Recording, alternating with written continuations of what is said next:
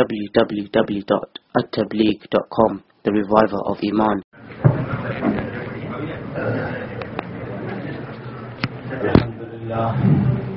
الحمد لله نحمده ونستعينه ونستغفره ونؤمن به ونتوكل عليه ونعوذ بالله من شرور أنفسنا ومن سيئات أعمالنا من يهده الله فلا مضل له ومن يضلله فلا هادي له ونشهد أن لا إله إلا الله وحده لا شريك له ونشهد أن سيدنا ومولانا محمدا عبده ورسوله أما بعد أعوذ بالله من الشيطان الرجيم بسم الله الرحمن الرحيم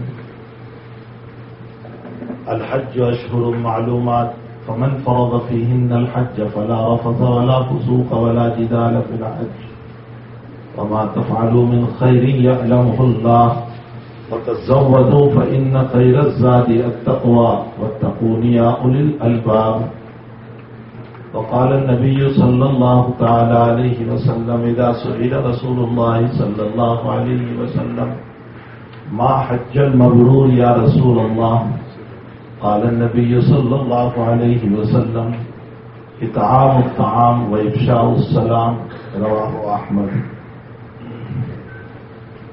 بزرگوں، بھائیوں، دوستوں، عزیزوں، ہم سب ایک بہت اہم عبادت کو ادا کرنے کے لیے بہت دور سے یہاں پہنچے ہوئے ہیں. کوئی 2000 کلومیٹر کی مسافت سے آیا، کوئی 4000، کوئی 5000، کوئی 7000 کلومیٹر کی مسافت سے بہت لمبا سفر کر کے تھکاوٹ برداشت کرتے ہوئے یہاں تک پہنچے. پھر اسی کے ساتھ ایئرپورٹ کی کچھ کارروائیاں اور اس میں تاخیر اور اس میں وقت اور اس میں تھکاوٹ، ان تھکاوٹوں کو بھی برداشت کرتے ہوئے میں اور آپ، اللہ تعالیٰ نے ہم کو یہاں پہنچایا. یہ اس رب کریم کا احسان ہے. یہ ضروری نہیں ہے کہ انسان کے پاس پیسے اور نصیب ہی ہو جائیں، یہ ضروری نہیں ہے. ہم نے بہت سے وہ لوگوں کو دیکھا ہے کہ جن کے پاس دولت کا ڈھیر ہے لیکن وہ ایک مرتبہ بھی اس سرزمین پر نہیں آ سکے.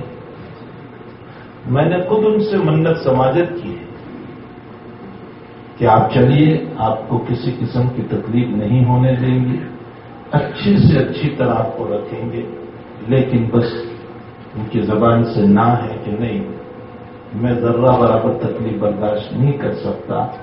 حج فرض ہونے کے باوجود وہ اس زمین پر نہیں آ سکے. معلوم ہوتا ہے اللہ کی توفیق جس کو ہوتی ہے وہ یہاں پہنچتا ہے. اور تعالیٰ جل شانہ نے ان میں ان لوگوں کو بھی پہنچایا ہوگا جن کے پاس کوئی سبب نہیں ہوگا. ان کے وہم و گمان میں یہ نہیں ہوگا کہ میں اس سال حج میں جاؤں گا، اور اب تعالیٰ نے اٹھایا اور اٹھا کر کے یہاں تک پہنچا دیا ہے. وقت پر ان کے اسباب بنا دیے اور عین وقت پر اس کا سبب بنا کر علامہ رومی رحمۃ اللہ علیہ معارف مثنوی لکھی ہے. ایک تمثیل ہے، حکایت ہے، ایک مثال ہے، ایک ایگزامپل ہے. اس میں ایک مثال دیتے ہوئے انہوں نے کہا، واللہ عالم، حقیقت بھی ہو سکتی ہے، مثال بھی ہو سکتی ہے، کہ چونٹی نے اللہ کے گھر کی زیارت کا ارادہ کیا تو تعالیٰ نے کبوتر کو بھیجا اور وہ چونٹی اس کے پاؤں پر چڑھ گئے. اور کبوتر کے دل میں اللہ نے الہام کیا، اس لیے کہ اللہ تعالیٰ پرندوں کے دل میں بھی الہام کرتا ہے. قرآن کریم میں ہے کہ ہم نے شہد مکھی کے دل میں الہام کیا. قرآن میں ہے، تعالیٰ نے فرمایا ہم نے شہد مکھی کے دل میں یہ الہام کیا کہ پہاڑوں میں چھتے بنا. تو اس کبوتر کے دل میں یہ بات ڈالی کہ تو اڑتا ہوا میرے مکان پر جا. وہ کبوتر آیا اور چونٹی یہاں تک پہنچی. رومی فرماتے ہیں مالک چاہتا ہے تو چونٹی کے لیے کبوتر کو پرواز بنا دیتا ہے، یعنی اس کے سہارے پر وہ یہاں آ جاتی ہے، اور مالک نہیں چاہتا ہے تو آئے ہوئے کو بھی واپس کر دیا کرتا ہے. تعالیٰ کی طرف سے اسباب ہوتے ہیں. میں نے یہ بات اس لیے کہی کہ इस बात पर अल्लाह का शुक्र अदा करना। उमूमी तौर पर हमारी जबान पर शुक्र के अल्फाज ऐसे मौके पर नहीं आते। बाज अपने पैसों का कमाल समझ लेते हैं कि मेरे पास पैसे थे, बाज लोग अपनी ताकत और कुव्वत का कमाल समझ लेते हैं कि मेरी कुव्वत और ताकत थी, बाज अपने असबाब पर पूरा भरोसा रख लेते हैं, न असबाब है, न कुव्वत है, न पैसा है, अल्लाह ही की जात ने हमें पहुंचाया।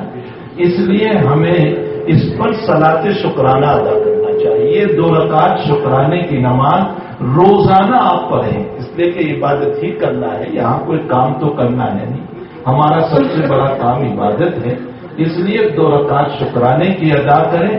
और हमारा अल्लाह पर कोई एहसान नहीं, अल्लाह का एहसान है कि उसने हमें यहां पहुंचाया। मिन्नत मनेह के खिदमत सुल्तान हमीर गुनम, मिन्नत शनास के बादशाह तुरा ब खिदमत दाश। जब किसी ने बादशाह पर यह एहसान जताया कि बादशाह सलामत मैं तुम्हारी खिदमत कर रहा हूं, तो जवाब मिला तू मुझ पर एहसान न जता, मेरा तुझ पर एहसान है कि हजारों में से मैंने अपनी खिदमत के लिए तेरा इंतखाब किया, तेरी चॉइस की। तो लाखों अरबों खरबों में से अल्लाह ने हमें पहुंचाया, ये अल्लाह ही का एहसान है।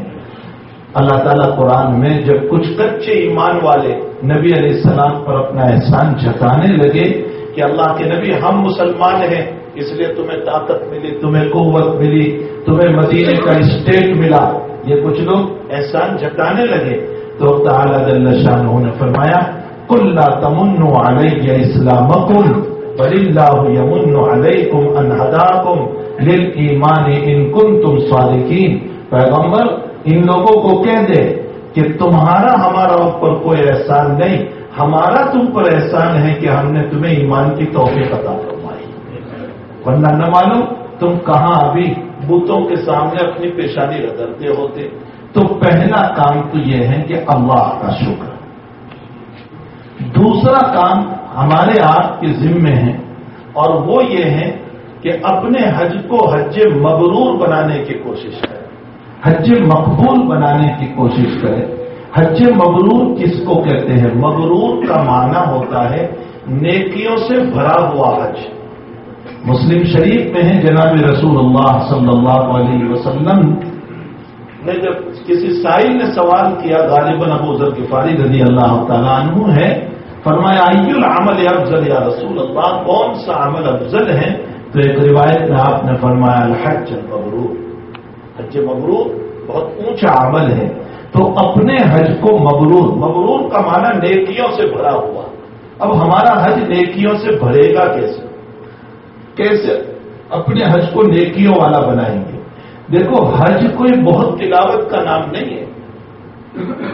कहीं आपने ये नहीं सुना होगा कि 2 कुरान पूरे कर लो, 4 कुरान पूरे कर लो, इसका नाम हज नहीं कहा गया। हज मबरूर किसको कहते हैं?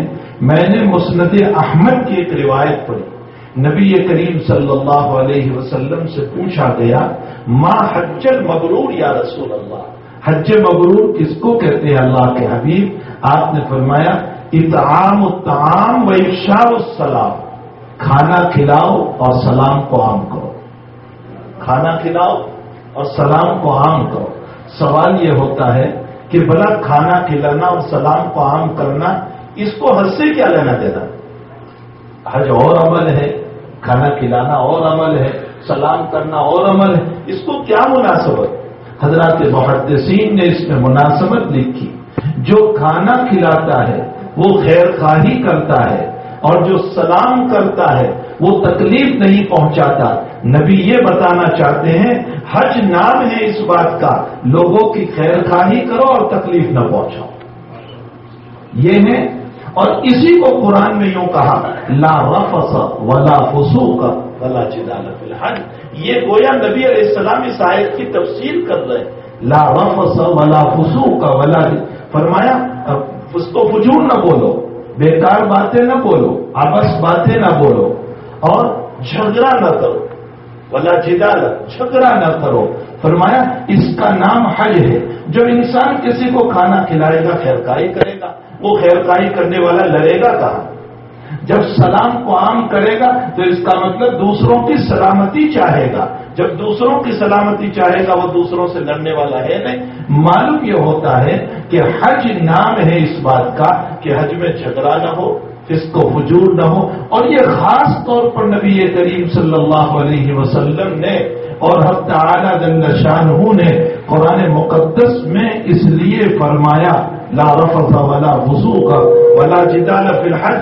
یہ اس لیے فرمایا اللہ کے حبیب پاک صلی اللہ علیہ وسلم نے کہ اس کے امکانات ہیں حج میں، اس کے امکانات ہیں. عرب جب حج کرتے تھے، عرب ہے نا، دور جاہلیت میں یہ لوگ بھی حج کرتے تھے. یہ نہیں کہ حج نہیں تھا، یہ لوگ اپنے آپ کو ملت ابراہیمی پر کہتے تھے، چاہے بت پرست تھے لیکن اپنے آپ کو ملت ابراہیمی پر کہتے تھے اور کہتے تھے ہم ملت ابراہیمی پر ہے. تو یہ حج کرتے تھے. ان کا حج کیسے ہوتا تھا؟ یہ جب کعبۃ اللہ کا طواف کرتے تھے تو قریش جو یہاں تھے وہ اصل کعبۃ اللہ کے متولی تھے، ان کے ہاتھ میں چابی تھی کعبۃ اللہ کی. ان کو ہمس کہا جاتا تھا، قریشیوں کو ہمس کہا جاتا تھا. قریشیوں کے پاس مخصوص قسم کے کپڑے ہوتے تھے، جیسے ہمارے وہاں غیر مسلموں میں گروی قسم کے کپڑے ہوتے ہیں جو ان کے ساتھوں پہناتے ہیں. اس طرح کے قریشیوں کے پاس مخصوص قسم کے کپڑے ہوتے تھے. یہ کپڑے وہ لوگ حاجیوں کو پہناتے تھے. جن کو وہ کپڑے مل گئے اور جن کو وہ کپڑے نہیں ملے تو اپنے کپڑوں میں وہ لوگ کبھی بھی وہ حج اور عمرہ نہیں کرتے تھے، وہ ننگے طواف کرتے تھے. اور ان کا عقیدہ یہ تھا کہ جن کپڑوں کو پہنا ہے ہم نے ان میں گناہ ہوئے ہیں اور گناہ والے کپڑوں کے ساتھ ہم حج اور عمرہ نہیں کر سکتے. یہ ان کا ایک عقیدہ تھا. اس کی بنیاد پر یا تو قریشیوں کے کپڑے میں یا تو پھر دوسرے نمبر پر ننگے طواف کرتے تھے. یہ ایسا نہیں کرتے وہ لوگ حج نہیں کرتے تھے، ان کا یہ حج تھا. پھر آگے قرآن کریم میں اللہ تعالیٰ نے فرمایا الا مقاء وتصدیہ. ان کا حج کیا تھا؟ سیٹیاں بجانا. وہ جب طواف کرتے تھے سیٹیاں، مقاء کا معنی ہوتا ہے اپنی انگلیوں کو یوں منہ میں داخل کرنا، جیسے سیٹی بجاتے ہیں، سیٹیاں بجانا اور تالیاں بجانا. یہ اس طرح پر جیسے اپنے وہاں غیر مسلم اپنے بتوں کے ارد گرد تالیاں بجاتے ہوئے ناچتے ہیں، یہ کعبۃ اللہ کے ارد گرد اس طرح طواف کرتے تھے. حق تعالی جل شانہ نے جب اسلام دیا تو اسلام کے موقع پر اللہ نے صاف ستھرا اسلام دیا اور فرمایا اس میں اس طرح کے ناچ گان اور کوئی باتیں نہیں ہو سکتی. اس کو تمہیں شروع ہی سے اس بات کا اقرار کرنا پڑے گا کہ اللہ تیرے بلاوے پر میں آیا ہوں، تیری دعوت پر میں آیا ہوں اور میں بار بار تیری خدمت میں اللہ حاضر ہو رہا ہوں. جب سے یہ پہنا تب سے ہمیں اقرار کرنا پڑے گا لبیک اللہم لبیک لبیک لا شریک لک لبیک ان الحمد والنعمت لک والملک لا شریک لک. اس کو پہنتے ہی آپ کے پاس ہمارے پاس یہ اعتراف کروایا گیا اے اللہ تیرے بلاوے پر آیا ہوں. تو میزبان جیسا کہتا ہے مہمان کو ویسے رہنا پڑے گا. یہ نہیں ہو سکتا ہے کہ میزبان یوں کہے کہ یہاں بیٹھو اور میں کہوں کہ نہیں میں آپ کے فلاں کمرے میں بیٹھوں گا. میزبان کہے اس جگہ کھانا ہے اور میں کہوں نہیں میں اس جگہ کھاؤں گا. جب اس اللہ کے مہمان بن کر آئے اور احرام باندھتے ہی میں نے اقرار کر لیا تیرے بلاوے پر آیا ہوں، حاضر ہوں میں اللہ حاضر ہوں. لبیک اللہم لبیک کا کیا معنی؟ حاضر ہوں میں اللہ حاضر ہوں اور بار بار حاضر ہوں. تو اب پہلے ہی جملے میں میں نے اعتراف کیا اس بات کا اللہ تیری بغاوت نہیں کروں گا، تو میں تیرا مہمان ہوں. اسی لیے جگہ جگہ یہاں بورڈ لکھے ہوئے اے حجاج کرام انتم ضیوف الرحمان. اے حاجیو تم اللہ کے مہمان ہو، اے حاجیو تم اللہ کے مہمان ہو، تم رحمان کے مہمان ہو. رحمان کا مہمان ایسا نہیں ہوتا جو گالی گلوچ کرے. رحمان کا مہمان ایسا نہیں ہوتا جو کس کو فجور بولے. کتنی شان والا وہ رحمان ہمارا میزبان ہے اور اس کا مہمان گندا ہوگا، اس مہمان کی زبان گندی ہوگی، اس مہمان کا طور و طریق گندا ہوگا، اس مہمان کی سوچ غلط ہوگی. وہ غلط سوچے گا، وہ لڑکیوں کو دیکھے گا، وہ پرائی عورتوں پر نظریں ڈالے گا. لا رفث ولا فسوق ولا جدال فی الحج. ہمارا ذہن سے لے کر ہمارے ناخن تک پاکیزہ ہماری باڈی اور پاکیزہ ہمارا بدن اور پاکیزہ ہمارے خیالات ہونے چاہیے. اگر یہ پاک صاف ستھرا ہے تو سمجھ لو کہ اللہ ہمیں حج مبرور دے رہا ہے. اس کو کہتے ہیں حج مبرور. آپ نے قرآن بھی خوب پڑھ لیا چلتے پھرتے، آپ نے تسبیحات بھی خوب پڑھ لیا، عرفات اور مزدلفہ اور مینا میں ہر جگہ سب کچھ پڑھا، لیکن میرا خیال گناہوں سے بھرا ہوا رہا، میری زبان گندی بولتی رہی، میرے خیالات غلط سوچتے رہے، اور میں نے نہ کرنے کے کام کیے، جھگڑا کیا، کبھی سونے پر جھگڑا، کبھی بیٹھنے پر جھگڑا، کبھی بسوں میں چڑھنے پر جھگڑا، کبھی اس سے جھگڑا، کبھی اس سے جھگڑا. قرآن نے جس بات کو پہلے سے منع کیا اس کو تو ہم کرتے ہی چلے جا رہے ہیں. ہمارا حج مبرور کہاں بنے گا؟ اس لیے حج مبرور یہ ہے کہ ہم اپنے رب کے مہمان بن کر آئے ہیں، اس لیے ہم طریق وہی اپنائیں گے جو ہمارا مولا چاہتا ہے. ہمارے مولا کے خلاف ہم ایک قدم نہیں اٹھائیں گے. اب جب آپ کا نکلنا ہوگا، میں نے یہ پہلے آپ کو اس لیے کہہ دیا، اپنا ذہن بنا لو، ہم مہمان ہیں اللہ کے، اللہ میزبان ہے. اب جب ہمارا یہ ذہن بن گیا تو قدم قدم پر اللہ ہمارے سامنے ہوگا، قدم قدم پر اللہ ہمارے سامنے ہوگا. پھر یہی وجہ ہے کہ اس زمانے کے اندر یمن والے جب آتے تھے تو ان سے کہا جاتا تھا، اس زمانے میں اللہ کے حبیب پاک صلی اللہ علیہ وسلم سے پہلے حج کے لیے آتے تھے تو ان سے کہا جاتا تھا کہ بھائی اپنا توشہ لے کر جاؤ، اپنا کھانا لے کر جاؤ. تو یہ لوگ کہتے تھے ہم تو اللہ کے مہمان ہیں، وہ کھلائے گا. اللہ کے کھلانے کا یہ مطلب تھوڑے ہی ہے کہ کوئی کھنچا اتر جائے گا. یہاں ایسا تو نہیں ہو سکتا ہے کہ میرے اور آپ کے لیے کوئی کھنچا اترے. اللہ تعالیٰ نے اس کو فرمایا فَمَنْ فَرَضَ فِيهِنَّ الْحَجَّ فَلَا رَفَثَ وَلَا فُسُوقَ وَلَا جِدَالَ فِي الْحَجِّ وَمَا تَفْعَلُوا مِنْ خَيْرٍ. سنو اس جملے کو، وَمَا تَفْعَلُوا مِنْ خَيْرٍ يَعْلَمْهُ اللَّهُ. تم جو خیر کا کام کرو گے حج کے اندر، قدم قدم پر تمہیں خیر کا کام کرنا پڑے گا. کسی کی ویل چیئر نہیں چل رہی ہے، آپ کو دھکا دینا پڑے گا. کسی کوئی بڈھا ہے اس کا ہاتھ پکڑنا پڑے گا. کسی کو ساتھ لے کر چلنا پڑے گا. کبھی کوئی غریب مسکین آ گیا اس کا تعاون کرنا پڑے گا. میرا آپ کا ساتھی اچانک کوئی مسئلہ ہو گیا، ہمیں اس کی مدد کرنی پڑے گی. اللہ کہتا ہے جو کچھ تم کرو گے یعلمہ اللہ، تمہیں ایڈورٹائز کی ضرورت نہیں ہے، تمہیں بولنے کی ضرورت نہیں ہے میں نے حج میں یوں کیا، میں نے حج میں یوں کیا، میں نے حج میں یوں، تمہیں بولنے کی ضرورت نہیں ہے. یعلمہ اللہ، وہ اللہ جانتا ہے. فرمایا بہت سے ویل چیئر کو آپ نے دھکا دیا، یا کہ کوئی جو ہے آپ کا ضعیف آدمی تھا تو اس کا ہاتھ پکڑا. اللہ کہتا ہے میں جانتا ہوں تمہیں اس کا اجر عطا کروں گا، تمہیں اس کا بدلہ عطا کروں گا. وما تفعلوا من خیر یعلمہ اللہ. آگے فرمایا وتزودوا فإن خیر الزاد التقوى. توشہ لے کر جاؤ، کسی کے ہاتھ پھیلانے والے مت جاؤ، وہ مجھے دے گا، وہ مجھے دے گا، وہ مجھے دے گا، اس طرح کی نیت سے نہ جاؤ. اپنا توشہ لے کر جاؤ. اور بہترین توشہ تقویٰ ہے. سب سے بہتر توشہ تقویٰ ہے. تقویٰ کا معنی کیا ہے؟ تقویٰ کا معنی ہر قدم کے اٹھنے پر مجھے اللہ سے ڈرنا کہ میرا کوئی کام، میرا کوئی عمل شریعت کے خلاف نہ ہونے پائے. میں جس جگہ آیا ہوں مقدس جگہ ہے، اس جگہ پر مجھے اللہ کی گھر کے اندر وہ کام کرنا ہے جس سے وہ اللہ ناراض نہ ہو جائے. اب تمہارا حج شروع ہو رہا ہے تو جب مینا میں پہنچو گے تو مینا میں پہنچنے کے بعد شریعت مطہرہ نے تم پر 5 نمازوں کو وہاں سنت قرار دیا کہ کل ظہر، عصر، مغرب، عشاء اور فجر، یہ 5 نمازوں کو وہاں سنت قرار دیا ہے. اور یہ کہا ہے کہ نبی کریم صلی اللہ علیہ وسلم نے وہاں ان نمازوں کو پڑھا. اور کچھ کام نہیں ہے. اس کا یہ مطلب نہیں ہے کہ ہم باتوں میں اپنے وقت کو ختم کر دیں، ہم مجلسوں میں اپنے وقت کو ختم کر دیں. جو تسبیح، جو تحلیل، جو اللہ کے حمد، استغفار. اور ہمارے حضرت شیخ یونس صاحب رحمت اللہ علیہ، یہ پہلا حج ہے کہ حضرت موجود نہیں ہے اس حج میں. ہمارے رفیق محترم مولانا یونس صاحب میرے ساتھ ہیں، اللہ ان کو جزائے خیر دے. برسوں سے حضرت کو حج کرایا. یہ اس وقت اطولے بنے ہوئے ہیں حضرت کے نہ ہونے کی وجہ سے. ان کو کھینچنے میں، ان کی مدد کرنے میں، ان کو حج کرانے میں، ان کی تکلیفیں جھیلنے میں ان کو مزہ آتا تھا. یہ لطف سمجھتے تھے، یہ پیار سمجھتے تھے، یہ جو ہے اپنے لیے سعادت سمجھتے تھے کہ شیخ کی خدمت ہمارے ذریعے سے ہو جائے. یہ پہلا حج ہے کہ یہ اطولے پڑے ہوئے ہیں. بہرحال اللہ تعالیٰ ان کو جزائے خیر عطا فرمائے.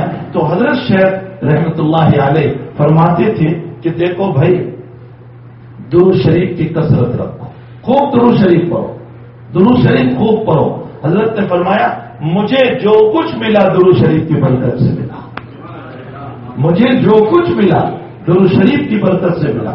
اور اس سے آگے سنو, فرمایا حضرت شیخ مولانا زکریا صاحب رحمۃ اللہ علیہ نے مجھے اجازت دی تھی, یعنی حضرت شیخ قدس سرہ کو جب اجازت دی تھی, خلافت دی تھی, تو یوں کہا تھا یونس کثرت سے درود شریف پڑھنا, میرا تجربہ ہے کہ مجھے جو کچھ ملا وہ درود شریف سے ملا. حضرت شیخ رحمۃ اللہ علیہ نے بھی یہ کہا کہ مجھے جو کچھ ملا وہ درود شریف کی برکت سے. درود شریف کا اہتمام رکھو, خوب درود شریف پڑھو, اتنا پڑھو اتنا پڑھو اتنا پڑھو ہمارا نبی خوش ہو جائے. ہمارے حضرت قدس سرہ کے پاس بہار سے ایک صاحب تشریف لائے تھے شیخ یونس صاحب کے پاس. فرمایا حضرت اللہ مجھ سے ناراض ہو گیا, آپ اللہ سے میرا تعلق جوڑ دیجیے. تو حضرت رو پڑے اور فرمایا میں کون ہوں تیرا تعلق جوڑنے والا, میں تو ادنا سا بندہ ہوں, اللہ سے تیرا تعلق کیسے جوڑ. اور وہ بھی کوئی چھوٹے موٹے آدمی نہیں تھے, بڑے آدمی تھے, بڑے عالم تھے وہ. پھر حضرت نے پوچھا, میں خود وہاں بیٹھا ہوا تھا, حضرت نے پوچھا تمہیں کیسے پتا چلا کہ تعلق ٹوٹ گیا؟ فرمایا حضرت نہ نماز میں لذت آتی ہے نہ ذکر میں لذت آتی ہے, جو پہلے مزہ آتا تھا اب نہیں آتا ہے. حضرت نے تھوڑی دیر پھر رو دیا, پھر اس کے بعد فرمایا ایک بات سمجھ میں آتی ہے, مدینے والے کو راضی کر لو وہ راضی ہو جائے گا, مدینے والے کو راضی کر لو وہ راضی ہو جائے گا. تو فرمایا حضرت مدینے والا کیسے راضی ہوگا؟ فرمایا دو کام کا اہتمام کرو, اتباع سنت, رسول اللہ صلی اللہ علیہ وسلم کی سنتوں پر عمل کرو, جان بوجھ کر تلاش کر کر کے عمل کرو. جان بوجھ کر کیسے؟ فرمایا پانی پینے کو جی نہیں چاہ رہا تھا لیکن صرف سنت ادا کرنے کے لیے گلاس اٹھایا اور ذرا بیٹھ گئے اور نیت کر لی نبی کی سنت ادا کر رہا ہوں. جان بوجھ کر تکلف کے ساتھ بھی ایسا کرو اور کثرت سے درود شریف پڑھو. تم یہ دو کام کرو گے تو اللہ راضی ہو جائے گا. 1 مہینے کے بعد وہ صاحب تشریف لائے, انہوں نے بتایا حضرت کا ہاتھ چوم کر اللہ راضی ہو گیا. فرمایا کیسے؟ فرمایا اللہ کے حبیب کو میں نے خواب میں دیکھا, آپ کے بتائے ہوئے ان 2 عمل کے بعد حضرت نے فرمایا اللہ راضی ہو گیا. تو بھائی حقیقت یہ ہے کہ جناب رسول اللہ صلی اللہ علیہ وسلم کی اتباع پر ہمارا حج ہونا چاہیے. اب یہ کہ اس وقت حجاج بہت ہے, بہت کثرت سے ہے, اور کچھ معلم کے تابع بھی چلنا پڑتا ہے, یہاں کے حکومت کے تابع چلنا پڑتا ہے. اس لیے سنت تو یہی ہے کہ 90 کی فجر پڑھ کر نکلنا ہوتا ہے, لیکن چونکہ کثرت سے حجاج کو روانہ کرنا ہوتا ہے اور اتنے سارے حجاج کے لیے ان کے پاس بسوں کا نظام نہیں ہوتا, تو یہ راتوں ہی سے لے جانا شروع کرتے ہیں. جیسے شاید آج رات ہی سے آپ کو لے جانا شروع کریں گے, پھر اصل تو پرسوں صبح عرفات کے لیے جانا ہوتا ہے, لیکن کل رات ہی سے معلم لے جانا شروع کرتے ہیں, تب جا کر کے وہ لوگ پرسوں دوپہر تک میں سارے حجاج پہنچا پاتے ہیں. اور اگر ہم پرسوں کے انتظار میں رہیں تو کہیں ایسا نہ ہو کہ بس ہی نہ آئے اور مینا ہی میں بیٹھے رہنا پڑے. ایسا ہوتا ہے بہت سی مرتبہ. کبھی ایسا بھی ہوتا ہے کہ پرسوں بس میں تو بیٹھ گئے لیکن بس والے راستہ وہاں بند کر دیتے ہیں, پولیس جو ہے راستے بند کر دیتی ہے, اب گھومتے رہو گھومتے رہو گھومتے رہو, وقت پر خیمے میں نہیں پہنچ پاتے. تو بہرحال کچھ مسائل ہیں, ان مسائل کی بنیاد پر جو ہمارے گروپ والے ہوتے ہیں وہ بھی بیچارے مجبور ہوتے ہیں, ورنہ یہ لوگ تو چاہتے ہی ہے کہ سارے اعمال سنت کے مطابق کرائیں, لیکن چونکہ کچھ معلمین کے تابع بھی چلنا پڑتا ہے اس لیے, اور حجاج کی پھر کچھ رعایت کرنا پڑتا ہے کہ بھائی ان کو تکلیف بھی نہ ہو, اس لیے عرفہ میں صبح نکلنے کے بجائے رات ہی سے روانہ کر دیتے. عرفہ اصل حج ہے, الحج والعرفہ, اصل حج جو ہے وہ عرفہ ہے, فرض ہے. زوال کے بعد ظہر کی نماز پڑھ لینے کے بعد اس کا وقت شروع ہوگا, اس سے لے کر غروب آفتاب تک. اس وقت کو ضائع نہ کیجیے, اس وقت کو ضائع نہ کیجیے, بہت قیمتی وقت ہے. باتوں میں نہ گزاریو, کھانے پینے میں نہ گزاریو, سونے میں نہ گزاریو, بہت اہتمام کے ساتھ 2-5 گھنٹے اور خاص طور پر اس وقت میں دعاؤں کا اہتمام کیجیے.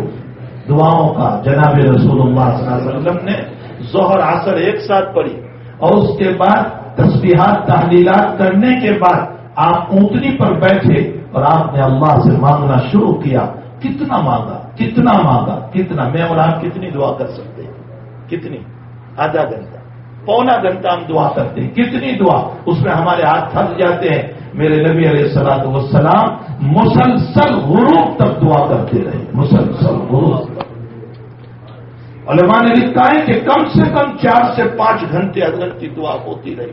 بخاری شریف میں ہے کہ ام سلمہ نے دودھ پیش کیا بیچ میں کہ حضرت دودھ پی لیجئے. تو حضرت نے تھوڑا دودھ پیا پھر دعا میں لگ گئے.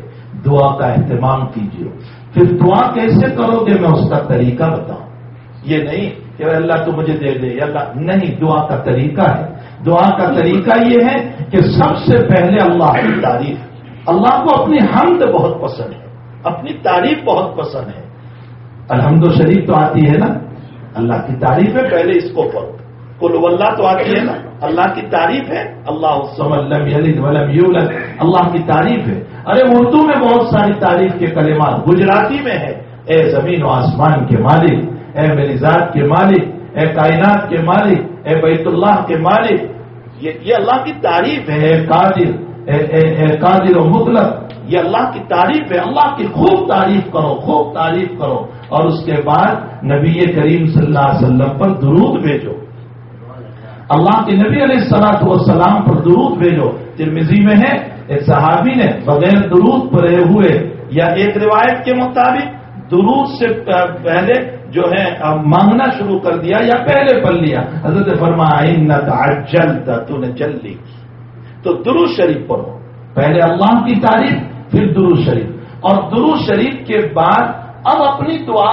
تو دعا کا طریقہ یہ ہوگا کہ پہلے کچھ آہوجاری کر کے اپنی زندگی کے حالات سناؤ. اللہ کچھ کارگزاری سناؤ.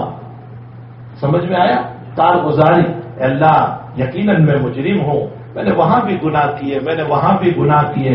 صبح کو میں اٹھتا تھا, توبہ کرتا تھا, لیکن اللہ میں نہیں اپنے قابو میں رہ سکا. شیطان مجھ کو لے گیا, نفس مجھ کو لے گیا, دنیا کے حالات مجھ کو کھینچ گئے, بے حیائی مجھ کو کھینچ گئے. اللہ کے سامنے اپنی کارگزاری سنا, خوب کارگزاری. اور یہ قرآن سے ثابت ہے. نوح علیہ السلام نے دعا کرنے سے پہلے اپنی کارگزاری سنائی اللہ کو. ربی انی دعوت قومی لیلا ونہارا فلم یزدہم دعائی الا فرارا وانی کلما دعوتہم لتغفر لهم جعلوا اصابعهم في آذانهم واستغشوا ثيابهم واصروا واستكبروا استكبارا ثم اني دعوتهم جهارا ثم اني اعلنت لهم واسررت لهم اسرارا فقلت استغفروا ربكم انه كان غفارا يرسل السماء عليكم مدرارا ويمددكم باموال وبنين ويجعل لكم انهارا ما لكم لا ترجون لله وقارا وقد خلقكم اطوارا. کارگزاری سنائے. اے اللہ میں نے ان کو دن میں بھی پکارا, یعنی اپنی امت کو. اللہ میں نے ان کو راتوں میں بھی بلایا. اللہ میں نے ان کو جلوت میں بھی بلایا. میں نے ان کو خلوت میں بھی دعوت دی. اے اللہ میں ان میں خصوصی گشت بھی کرتا رہا, میں ان میں عمومی گشت, یہ بھی ترجمہ ہوگا, میں ان میں خصوصی گشت بھی کرتا رہا, میں ان میں عمومی گشت بھی کرتا رہا, میں ان کو بہت سمجھاتا رہا. لیکن اے اللہ جب میں نے ان کو سمجھایا انہوں نے اپنے کانوں میں انگلیاں ڈال دی کہ اے نوح تیری بات نہیں سنیں گے. اپنے چہرے پر کپڑا ڈال دیا, اے نوح ہم تجھے دیکھنا بھی نہیں چاہتے. اے اللہ میں نے ان کو بہت سمجھایا, استغفار کرو, استغفار کرو. انہ کان غفارا, وہ بڑا معاف کرنے والا ہے, وہ موسلا دھار بارش عطا کرے گا, وہ بچے عطا کرے گا, وہ کھیتوں کو آباد کرے گا. لیکن اے اللہ میری ایک انہوں نے نہیں سنی. اے اللہ مجھے لگتا ہے اب ان کو ہدایت نہیں ہو سکتی ہے. رب لا تذر علی الارض, اب دعائی رب لا تذر علی الارض من الکافرین دیارا. اے اللہ ان میں سے ایک کو بھی اپنا چھوڑ, اب نہ چھوڑ, عذاب اتار دے, اس لیے کہ یہ زندہ بھی رہے تو ان کی نسلوں سے کفر ہی پیدا ہونے والا ہے. اپنی کارگزاری سناؤ اللہ سے, کچھ منت سماجت کرو. ارے میں کہتا ہوں خدا پاک کی قسم, دنیا میں مول صاحب سے کچھ مانگنے جاتا ہوں تو میں اپنا دل نکال کر رکھ دیتا ہوں. مجھے ایسا ہوا, مجھے ایسا ہوا, مجھے ایسا ہوا, میرے بچے نے لاس کر لیا, میں کاروبار میں لاس ہو گیا. ارے اپنی عزت رکھ دیتے ہیں ان سے 2 پیسے لینے کے لیے. دنیا میں 2 پیسوں کے لیے اپنی عزت کو بیچ دیتے ہیں. اپنی زندگی کی مغفرت کے لیے اللہ کے سامنے اپنی عزت نہیں رکھو گے. اپنی عزت کو لگا دو اللہ کے سامنے, آہوجاری کرو, محنت سماجت کرو اور اپنی کارگزاریاں سناؤ اس اللہ کو, اور پھر اس کے بعد اب مانگنا شروع کرو. میں قسم کھا کر کہتا ہوں اللہ ضرور قبول کر لے گا. اگر اس طریقے سے ہم دعا کریں گے, اللہ کی تعریف ہو, جناب رسول اللہ صلی اللہ علیہ وسلم پر درود شریف کا اہتمام ہو, اور پھر اس کے بعد کچھ اپنی کارگزاریاں ہو اللہ کے سامنے, اور اس کے بعد چوتھے نمبر پر اپنی ضرورتوں کو اللہ سے مانگنا ہو. اس طرح پر دعا کرو گے یقیناً اللہ تعالیٰ ہماری دعاؤں کو سن لے گا. اس کے بعد آپ کو مغرب کے وقت وہاں سے بسیں چل کر مزدلفہ لے جائے گی. مزدلفہ میں رات کو مغرب عشاء ایک ساتھ پڑھ لینا ہے, رات وہاں آرام کر لو, سو جاؤ, توفیق ملے تہجد میں اٹھ جاؤ, 2-4 رکعت پڑھ لو, اور پھر اس کے بعد فجر اول وقت میں پڑھ لو, اور اول وقت میں فجر پڑھنے کے بعد تھوڑی دیر اللہ کے ذکر میں بیٹھ جاؤ. حنفیہ کے وہاں یہ واجب ہے, تھوڑی دیر اللہ کا ذکر کرو. آفتاب طلوع ہونے کا انتظار نہیں, روشنی پھیلنے لگے تو اب وہاں سے روانہ ہو جانا ہے مینا کی طرف. اپنے خیمے پر آ جاؤ, خیمے پر آ کر کے آرام کر لو, جلدی نہ کرو. بھیڑ بھاڑ ہوتی ہے, ہجوم ہوتا ہے, جلدی نہ کرو, آرام کر لو اپنے خیمے پر آ کر 10ویں تاریخ کو. اور پھر اپنے گروپ کے جو لے جانے والے ہوتے ہیں, گروپ لیڈر یا ان کے متعلقین, وہ جب کہیں سکون کے ساتھ چلو اور ایک جمرے کی رمی کر لو, پھر ان کی ترتیب کے مطابق آگے چلو. طواف زیارت کا مسئلہ ہے, طواف زیارت فرض ہے, یہ مسئلہ یاد رکھیں. طواف زیارت فرض ہے, 10 کی صبح سے لے کر 12 کے غروب آفتاب تک ہو جانا چاہیے. ان 3 دن کے اندر طواف زیارت کر لینا, یہ فرض ہے. اگر طواف زیارت کسی کا رہ گیا اور وہ اپنے گھر چلا گیا تو وہ جب تک طواف زیارت دوبارہ آ کر نہیں کرے گا وہاں تک بیوی حلال نہیں ہوتی. یہ مسئلہ یاد رکھیں. ہاں یہ ضرور ہے کہ فقہا نے یہ لکھا ہے کہ اگر کسی نے طواف زیارت نہیں کیا اور 12 کے بعد کوئی طواف اس نے کر لیا تو وہ طواف زیارت میں شمار ہو جاتا ہے, یہ ضرور, لیکن دم دینا پڑے گا, اس لیے کہ 3 دن پورے ہو گئے, وقت پورا ہو گیا. تو طواف زیارت فرض ہیں. حج کے 3 فرض ہیں, احرام, نمبر 2 وقوف عرفہ, اور نمبر 3 طواف زیارت. یہ 3 چیزیں فرض ہیں. اس کے علاوہ رمی کرنا واجب ہے. بہت سے لوگ بلا وجہ لوگوں کو اپنا نائب بنا دیتے, جاؤ میری طرف سے رمی کر لو. اتنے سہولت والے نہ بنو. ہمارے شہر آج تک, یہ تو ابھی انتقال ہوا, گزشتہ حج میں بھی اس ذوق کے ساتھ خود جاتے تھے اور سنت کے مطابق جیسے حدیث میں آتا ہے اسی طرح پر رمی فرماتے تھے. بلا وجہ لوگوں کو نائب بنا کر کے اتنی سہولتیں نہ کرو. کچھ تکلیف اٹھاؤ, کچھ اپنی ذات. اتنے دور سے جب ہم آئے ہیں, ہم اللہ سے مانگنے آئے ہیں, معافی کے لیے آئے ہیں, ان چیزوں کا اہتمام کرو. اس کے بعد جو 3 دن ہیں ان 3 دنوں کے اندر سوائے جمرات کی رمی کے اور کچھ کام نہیں ہے. تو اس میں حاجی کا کام دنیا بھر کی ایران توران ہوتا ہے. یہ واقعہ, وہ واقعہ, فلاں واقعہ, بیٹھے ہیں, مجلس لگی ہوئی ہے, اور جو کیا ہے وہ سب ضائع ہو رہا ہے. ایسا نہ کیجیے. ان دنوں کے اندر قرآن پڑھیے, ذکر کیجیے, اور اگر کچھ نہیں کرنا ہے تو سو جائیے, نیند آوے تو ٹھیک ہے. ضرورت کی باتیں بالکل کریں, لیکن واہیات باتوں میں نہ جائیں, لغویات میں نہ پڑے, بیکار کی باتوں میں نہ پڑے, اور اللہ اللہ کیجیے, سو جائیے. 13 کو 12 کی شام میں جو آنا چاہے وہ آ سکتا ہے. فمن تعجل فی یومین فلا اثم علیہ ومن تأخر فلا اثم علیہ لمن اتقى. آگے قید اللہ نے بڑھائی. اس لیے اگر 13 کی رمی کر کے کوئی نکلنا چاہے تو اس کے لیے بھی شریعت نے گنجائش رکھی ہے کہ 13 کی رمی کر کے نکلے. یہ میں نے مختصر طریق پر حج کی ترکیب, حج میں اللہ سے کس طرح مانگنا, اللہ تعالیٰ سے کس طرح تعلق جوڑنا, یہ 2-3 باتیں بزرگوں کی باتوں کی روشنی میں اور احادیث مبارکہ اور قرآن کی روشنی میں نے پیش کی۔ مشرکین مکہ جب حج کرتے تھے تو 10 سے لے کر 12 تک وہ لوگ مینا میں مشاعرہ رکھتے تھے۔ 10، 11، 12 جو ہے نا مشاعرہ ہوتا تھا ان کا، اور بڑے بڑے شعراء آتے تھے اور وہ اپنے اپنے اشعار کو پیش کرتے تھے، اور جن کے قصیدے، جن کے اشعار بہت اعلیٰ درجے کے ہوتے تھے، ان کا ایوارڈ یہ ملتا تھا کہ اس کو 1 سال تک کعبۃ اللہ میں لٹکایا جاتا تھا۔ یہ اس زمانے کا ایوارڈ تھا۔ اس میں سے 7 قصیدے اب بھی ہمارے مدرسوں میں عربی زبان سکھانے کے لیے پڑھائے جاتے ہیں، جس کتاب کو کہا جاتا ہے 7 معلقہ۔ معلقہ کا معنی لٹکائے ہوئے، 7 کا معنی 7 لٹکائے ہوئے قصیدے بڑے اعلیٰ درجے کے ہیں۔ یہ مدرسوں میں کتاب پڑھائی جاتی، یہ اس زمانے کا ایوارڈ ہے۔ اسلام جب آیا تو اسلام نے کہا اس طرح نہیں ہو سکتا ہے، ان دنوں میں اللہ کو یاد کرو، اللہ کے حبیب پر درود بھیجو۔ اور مدینہ والوں کے 2 بت تھے، ایک صفا پر ایک مروہ پر، ایک کا نام تھا اصحاب، ایک کا نام تھا نائلہ۔ اسلام سے پہلے بھی یہ لوگ صفا اور مروہ پر دوڑتے تھے، لیکن بتوں کے لیے دوڑتے تھے۔ جب اسلام آ گیا، بخاری شریف میں حضرت عائشہ رضی اللہ تعالیٰ عنہا سے پوچھا اس مسئلے کو کہ جب اسلام آ گیا اور اسلام نے بھی یہ کہا کہ صفا مروہ کے اوپر دوڑنا ہے، تو صحابہ کے دلوں میں اشکال ہوا کہ دور جاہلیت میں بھی ہم یہاں دوڑتے تھے، اسلام بھی دوڑنے کو کہہ رہا ہے تو کہیں گناہ تو نہیں ہوگا؟ یہ سوال ذہن میں آیا۔ اللہ تعالیٰ نے قرآن کریم میں فرمایا ان الصفا والمروہ من شعائر اللہ فمن حج البیت او اعتمر فلا جناح علیہ ان یطوف بہما۔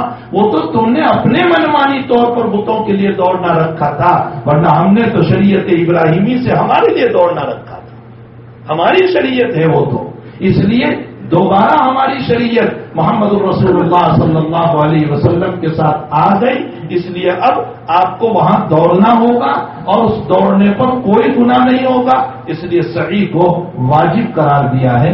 بہرحال میرے بھائیوں، اللہ نے ایک عظیم الشان عبادت کے لیے، دیکھو نماز کے لیے جن کپڑوں کو پہنا تھا انہی میں نماز پڑھا دی، روزہ جن کپڑوں میں تھے انہی میں روزہ بھی رکھوا لیا، زکات جن کپڑوں میں تھے انہی میں زکات ہم نے ہاتھوں سے دے دی، نہ لباس کی تبدیلی کروائی، نہ خوشبو سے منع کیا، نہ کوئی اور چیز سے منع کیا۔ لیکن حج ایک ایسی عبادت ہے کہ جس کے لیے اللہ نے کپڑے بھی چینج کروا دیے، فرمایا سیے ہوئے کپڑے نہیں پہن سکتے، شانوان کچھ نہیں آ، اور دوسرے نمبر پر فرمایا خوشبو نہیں لگا سکتے ہو، تیسرے نمبر پر فرمایا بلا وجہ کے اپنی شان بتاتے ہوئے نہ چلنا۔ الحج والشیش والطفل، حج نام ہے پراگندہ بال پراگندہ حال کا۔ ہمیں یہ ساری تبدیلیاں کچھ یہ بتا رہی ہے کہ انسان کو چاہیے جیسے ہم نے اس کو تبدیل کر دیا ہے، اب انشاءاللہ ہم اپنی زندگیوں کو بھی تبدیل کر کے جائیں گے، اپنی زندگیوں کو بدل کے جائیں گے۔ ہماری زندگی جیسے پہلے تھی ویسے نہیں ہوگی، ہم نمازی ہوں گے، ہم دیندار ہوں گے، ہم تقوی والے ہوں گے، ہم پرہیزگار ہوں گے، ہم نبی کی سنتوں پر چلنے والے ہوں گے، ہمارے اوپر کسی کا حق باقی ہے ہم جا کر کے ادا کرنے کی کوشش کریں گے۔ یاد رکھو حج کی بنیاد پر اگر کسی کا پیسہ ہم پر باقی ہے تو اس میں جو دینے میں تاخیر ہو گئی یا نہ دینے کی نیت تھی اس کا گناہ معاف ہو گیا، پیسہ معاف نہیں ہوا ہے، پیسہ تو جا کر ادا کرنا پڑے گا اور ایک ایک پیسہ ادا کرنا پڑے گا۔ تو میرے بھائیوں ہم اپنی زندگی کو تبدیل کر کے یہاں سے جائیں، ایسی زندگی لے کر جائیں کہ میں اپنے مدرسے میں بچوں سے کہا کرتا ہوں میرے بچوں چھٹیاں پڑتی ہے تم گھر جاؤ تو لگنا چاہیے کہ یہ واقعتاً طالب علم ہے جس کی زندگی سے علم چمک رہا ہے، تو حاجیوں ہمارے اس جسم سے جانے کے بعد یہ لگنا چاہیے کہ اللہ کے گھر سے کچھ لے کر کے آیا ہے، کیونکہ زندگی میں تبدیلی آئی ہے، یہ اپنے آپ کو بنا کر آیا ہے، یہ سجا کر آیا ہے، یہ نمازی بن گیا، یہ دیندار بن گیا، یہ تقوی والا بن گیا، یہ پرہیزگار بن گیا۔ ان ساری باتوں کو الحج المبرور کہا جاتا ہے، اس لیے ہمیں چاہیے کہ اپنے حج کو مبرور بنانے کی کوشش کریں، نیکیوں والا حج بنانے کی کوشش کریں، گناہ والا حج بنانے کی کوشش نہ کریں، ورنہ کہیں ایسا نہ ہو کہ ہم کہہ رہے ہو لبیک لبیک اور اللہ کہہ رہا ہے لا لبیک لا لبیک، منظور نہیں ہے، منظور نہیں۔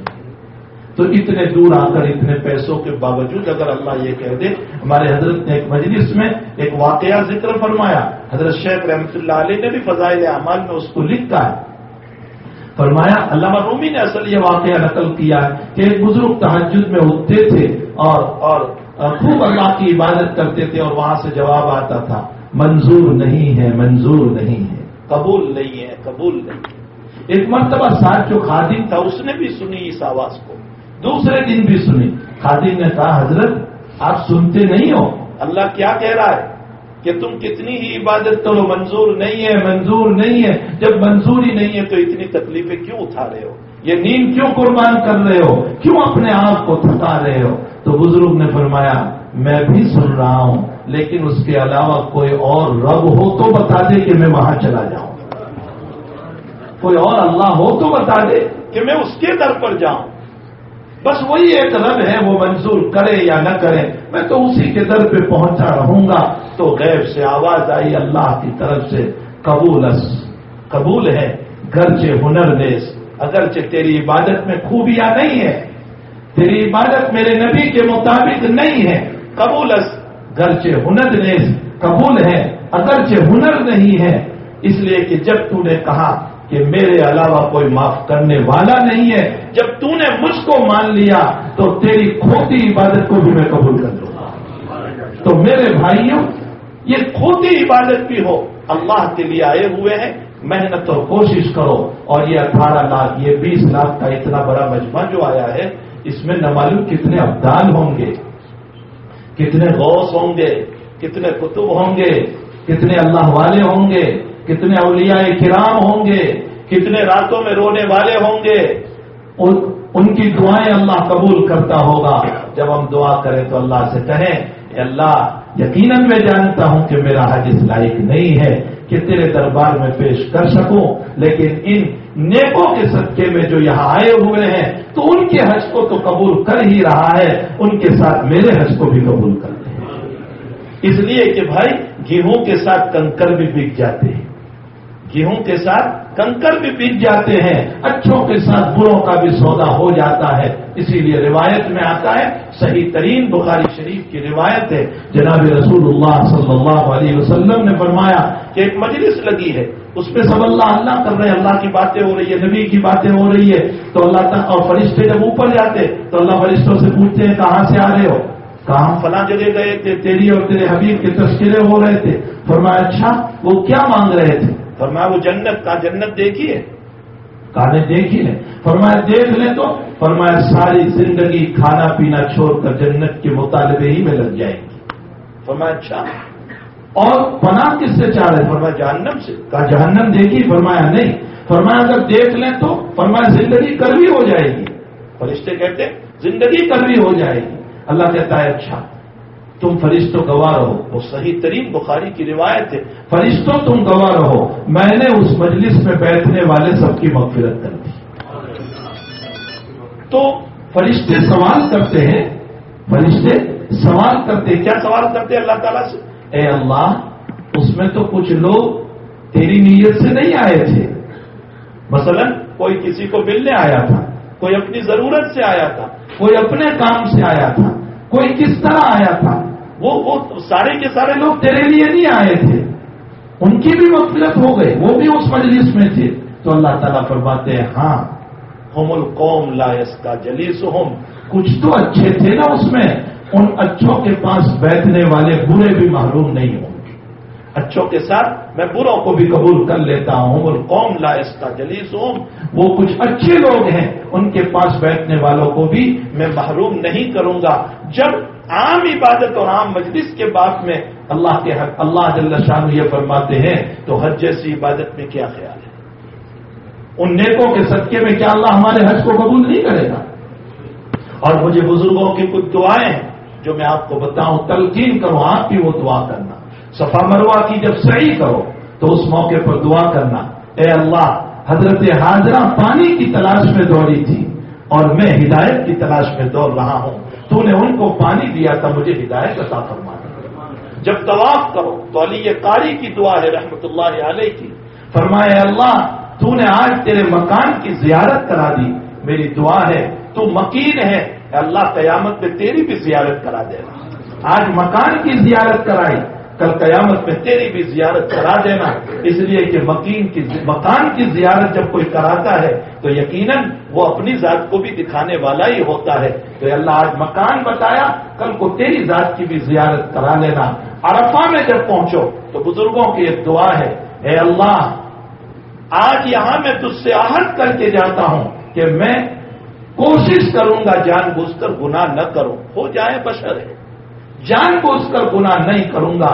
اے اللہ مجھے تیرا تعارف نصیب فرما دے، تیری ذات کی پہچان نصیب فرما دے کہ تو ہے کون، تیری شخصیت کیا ہے، تو کتنا بڑا ہے، تیرا تعارف نصیب ہو جائے گا تو میں کبھی گناہ کی طرف نہیں دوڑوں گا۔ یہ کچھ بزرگوں کی دعائیں ہیں، ان دعاؤں کو یاد کرنا چاہیے، اللہ سے مانگنا چاہیے۔ اللہ جل شانہ ہم تمام کے حج کو حج مبرور فرمائیں۔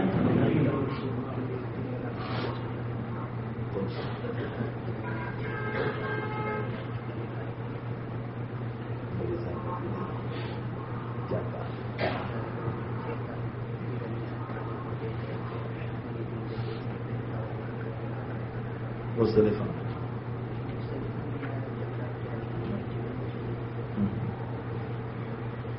شاید مزدلفہ،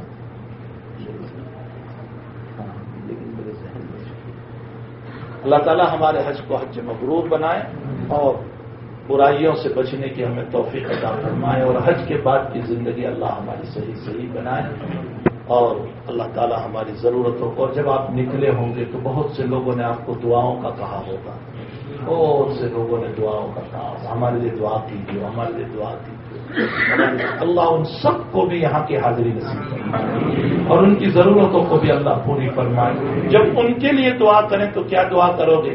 اللہ میں جب نکلا تو میں تو گنہگار، میں مجرم، میں عاصی، میں نالائق، میں نافرمان، تو اللہ میں ان کے لیے کیا دعا کروں؟ لیکن اے اللہ وہ مجھ کو کہہ کر تجھ کو سنا رہے تھے، وہ مجھ کو کہہ کر تجھ کو سنا رہے تھے۔ اے اللہ تو ان کے حالات سے خوب واقف ہے، انہوں نے جن ارادوں کے لیے دعا کروائی ہے اے اللہ ان کے سارے ارادوں میں کامیابی عطا فرما۔ یہ دعا کی جائے، یہ ہمارے بزرگوں کی دعا ہے۔ درود شریف۔ الحمدللہ رب العالمین والصلاة والسلام على سید الانبیاء والمرسلین وعلى آلہ وصحبہ اجمعین۔ اللهم صل وسلم دائما ابدا على حبیبک خیر الخلق كلهم۔ اللهم صل وسلم دائما ابدا على حبیبک خیر الخلق كلهم۔ اللهم صل وسلم دائما ابدا على حبیبک خیر الخلق كلهم۔ اللهم انا نسألك العفو والعافیة في الدین والدنیا والآخرة۔ توفنا مسلما والحقنا بالصالحین غیر خزایا ولا نجامہ ولا مخزومین۔ اے اللہ ہم سب ٹوٹے ہوئے ہیں، ہم سب پھوٹے ہوئے ہیں، گناہ کر کر کے تھک چکے ہیں۔ اے اللہ اپنے نفس کے سکون کے لیے اے اللہ ہم نے دنیا سے محبت کر لی، اے اللہ ہمارے نفس کے سکون کے لیے ہم نے گناہ کا بھی ارتکاب کر لیا، لیکن میرے مالک ہمیں گناہوں سے سکون کہاں مل سکتا تھا، ہمیں دنیا کی محبت سے سکون کہاں مل سکتا تھا۔ سکون تو تیری یادوں میں ہے، سکون تیری نمازوں میں ہے، سکون تیرے ذکر میں ہے، سکون تیرے دین میں ہے، سکون تیرے نبی کے اتباع میں ہے۔ الہ العالمین ہم بہت عاصی ہے، بہت مجرم ہے، بہت پاپی ہے، بہت گنہگار ہے۔ خلوت میں چھپ چھپ کر موبائل کو اٹھا کر ہم نے وہ گناہ کیے اور سوچا بیوی کو بھی پتہ نہ چلے، بچوں کو بھی پتہ نہ چلے، میرے مالک کوئی نہیں جانتا تھا، تو تو جانتا ہی ہے، تو تو دیکھ ہی رہا ہے کہ اپنے تنہائیوں میں بیٹھ کر کیسے گناہ کیے ہیں۔ اے اللہ ہم نے چند کوڑیوں کے خاطر اپنی عزت کو داؤ پہ لگا دیا دنیا والوں کے سامنے، اور جس نے 2-5 ہزار مجھ کو دیے میں نے 10 مرتبہ اس کا شکریہ ادا کیا۔ اے اللہ وہ گاڑی میں بیٹھا، میں نے اس کے دروازے کو کھول کر اس کو بٹھایا، لیکن اے اللہ ماں کے پیٹ سے قبر کی پیٹ تک تیری نعمتوں پر جی رہا ہوں۔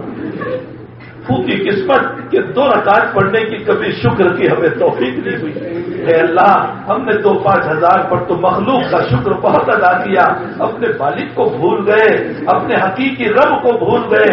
اے رب کریم ہمارے ان جرم عظیموں کو معاف فرما دے، ہمارے ان جرم عظیموں کو معاف فرما دے، ہمارے ان جرم عظیموں کو معاف فرما دے۔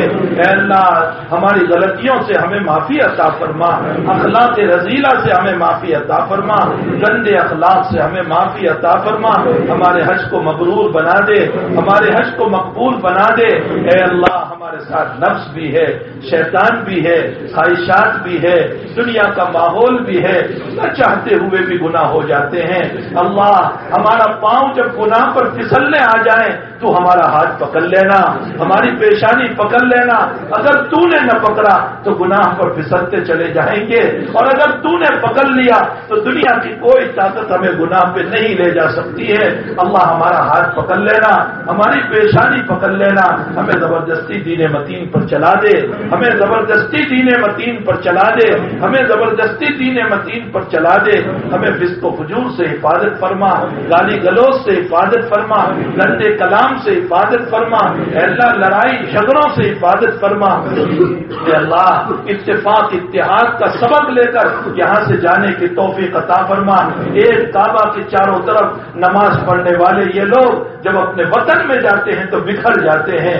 اے اللہ اپنے بھائی کے ساتھ ایک صف میں نماز پڑھنے کے لیے کھڑے نہیں ہوتے، ہمارے قلوب اے اللہ بکھرے ہوئے ہیں، اسی کے نتیجے میں تیری رحمت کے دروازے بند ہو چکے ہیں۔ اے اللہ تو نے صرف نماز کے صف کے بعد میں یوں کہہ دیا کہ اگر سب برابر نہیں کرو گے تو تمہارے دلوں میں نفاق ڈال دوں گا۔ اے اللہ جب تو ایک صف کے برابر نہ کرنے پر یہ کہتا ہے تو اگر ہم اپنے دلوں میں نفرتیں لے کر چلیں تو اپنی رحمتوں سے کتنا دور کر دے گا۔ اللہ اس اختلاف کو ختم فرما دے، امت مسلمہ کو متفق فرما دے، پورے عالم کے مسلمانوں کی حفاظت فرما، سب کی ضرورتوں کو دست غیب سے پورا فرما، سب کی نصرت و مدد فرما، سب مظلوموں کا تعاون فرما، جو یتیم بن چکے ہیں، جو بیوہ ہو چکی ہے، ان کا کوئی سہارا نہیں ہے، اللہ ان کا تو سہارا بن جا، ان کی ضرورتوں کو دست غیب سے پورا فرما۔ اے اللہ ہمارے ملک میں ایک سیلاب آیا ہوا ہے، اس سیلاب کو ختم فرما، اس سیلاب کے ذریعے سے جو اجڑ گئے آسام اور بہار اور یوپی کہاں کہاں کے لوگ، اے اللہ جو بہ چکے ہیں ان کو شہادت کی موت نصیب فرما، جو یتیم بن چکے ہیں ان کی ضرورتوں کو دست غیب سے پورا فرما، جو بیوہ ہو چکی ہے ان کی دستگیری فرما، جو بے مکان ہو چکے انہیں مکان عطا فرما، جو بھوکے ہیں ان کو کھانا نصیب فرما، جو پیاسے ہیں انہیں پانی نصیب فرما۔ اے اللہ جو تیری مخلوق کے لیے خدمت کر رہا ہے اور ان کی کوششیں کر رہا ہے، اے اللہ تو ان کی نصرت فرما، ان کی مدد فرما، ان کی ضرورتوں کو دست غیب سے پورا فرما۔ تو نے تو خود ہی کہا ہے الخلق عیال اللہ، ساری مخلوق میرا کنبہ ہے، میری برادری ہے۔ اے اللہ کسی کنبے کی جب کوئی مدد کرتا ہے تو اس کے صدر کو خوشی ہوتی ہے، اللہ تجھے کتنی خوشی ہوتی ہوگی۔ اللہ ہمیں لوگوں کی نصرت کی توفیق عطا فرما، لوگوں کی مدد کی توفیق عطا فرما، لوگوں کی ضرورتوں میں کام آنے کی توفیق عطا فرما۔ الہ العالمین ہمارے گناہوں کے معافی کے فیصلے فرما دے۔ اللہ جب ہم نکلے بہت سارے لوگوں نے دعاؤں کا کہا ہے، اللہ ان کے حالات سے تو خوب واقف ہے، ان کی ضرورتوں کو دست غیب سے پورا فرما دے، ان کے برے حالات کو اچھے حالات سے مبدل فرما دے، اللہ ان کی بیماریوں کو دور فرما دے۔ اللہ ہمارے والدین کی مغفرت فرما، ہمارے اقارب کی مغفرت فرما، ہمارے بھائی بہنوں کی رشتہ داروں کی مغفرت فرما، ہماری بیویوں کی مغفرت فرما، ہمارے بچوں کی مغفرت فرما، ہمارے مشائخ کی مغفرت فرما، ہمارے شاگردوں کی مغفرت فرما، پوری امت مسلمہ کی مغفرت فرما، پوری امت مسلمہ کی مغفرت فرما۔ اے اللہ بے نکاحوں کے نکاح کا انتظام فرما، نکاح والوں میں محبتیں عطا فرما، بے اولاد ہیں اولاد عطا فرما، اولاد والے ہیں ان کی اولادوں کو نیک بنا، صالح بنا، مطیع اور فرما بردار بنا، پرہیزگار بنا۔ اے اللہ مہلک بیماریوں سے ہماری بھی حفاظت فرما، کینسر کینسر سے حفاظت فرما، برین ہیمریج سے حفاظت فرما، فالج اور لقوے سے حفاظت فرما، محتاج بننے والی بیماریوں سے حفاظت فرما۔ اللہ آج تو محتاجگی والی بیماری میں بچہ بھی خدمت نہیں کرتا ہے، کہیں ایسا نہ ہو کہ ہم ایسی بیماریوں میں مبتلا ہو کہ پیشاب پخانہ میں لٹ پٹ ہوتے رہیں، کوئی صاف کرنے والا بھی نہ ہو۔ اے اللہ ایسی محتاجگی والی بیماری سے ہم سب کی حفاظت فرمانا۔ اے اللہ ظاہری بیماریوں سے بھی حفاظت فرما، باطنی بیماریوں سے بھی حفاظت فرما، حج کو آسان فرما، حج کو آسان فرما، حج کو آسان فرما، مصائب سے حفاظت فرما، تھوڑی بہت تکلیف آئے بشاشت کے ساتھ جھیلنے کی توفیق عطا فرما، صبر و سکون کے ساتھ رہنے کی ہم سب کو توفیق عطا فرما، ہم سب کی ضرورتوں کو دست غیب سے پورا فرما، پریشان حالوں کی پریشانیوں کو دور فرما، بلا وجہ قید میں ہیں مسجونوں کو رہائی عطا فرما، غلط مقدمات میں ہیں ان سب کو نجات عطا فرما۔ اے اللہ جو مانگا اپنے فضل سے عطا فرما، نہیں مانگا اپنے فضل سے نصیب فرما۔ ہماری ضرورتیں تو بہت ہے اے اللہ، زبان قاصر ہے تو خوب جانتا ہے۔ اے اللہ ہمارے خلاف جو سازشیں ہو رہی ہے ہمارے ملک میں بھی اور دوسری جگہوں پر بھی، اسلام کے خلاف جو سازشیں ہو رہی ہے تو خوب جانتا ہے میرے مالک۔ صرف موسیٰ ہی کے زمانے میں فرعون نہیں تھا، آج بھی فرعون ہے، آج بھی قارون ہے، آج بھی حامان ہے، آج بھی شداد ہے میرے مالک، آج بھی بڑے بڑے فرعون بنے ہوئے ہیں۔ کہ اللہ ان کا جملہ ہے کہ اے مسلمانوں تمہارا اللہ مر گیا، اگر زندہ ہوتا تو مدد کرتا۔ اللہ ان کو غرور ہو چکا ہے، اس کے غرور کو توڑ دے، اللہ ان کے غرور کو توڑ دے، اللہ ان کے غرور کو توڑ دے، ان کی اسکیموں کو فیل فرما دے، ان کی اسکیموں کو فیل فرما دے، ان کی مجلسوں میں اللہ اختلاف پیدا فرما دے، اگر مقدر میں ہدایت ہے تو عطا فرما دے، ورنہ تو ان کو پاس فرما دے۔ کہ اللہ یہ تیری نیابت کے لائق نہیں ہے، تیری خلافت کے لائق نہیں ہے، ان کی وجہ سے زمین گندی ہو چکی ہے، آسمان پناہ مانگ رہا ہے۔ اے اللہ ان فرعونوں سے اس زمین کو پاک فرما دے۔ اللہ ہم سب کی ضرورتوں کو دست غیب سے پورا فرما دے۔ اے اللہ ہماری دعاؤں کو اپنے فضل و کرم سے اپنے حبیب پاک صلی اللہ علیہ وسلم کے صدقے میں اس مجلس کے مخلصین کی آمینوں کے ساتھ اور اس سرزمین پر آنے والے مخلصین اور محبین جو تیرے پیارے ہیں، اللہ والے ہیں، اعتدال ہیں، غوث ہیں، قطب ہیں، اے اللہ ان کے صدقے میں ہم سب کی دعاؤں کو قبول فرما دے۔ وصلی اللہ علی النبی الکریم برحمتہ۔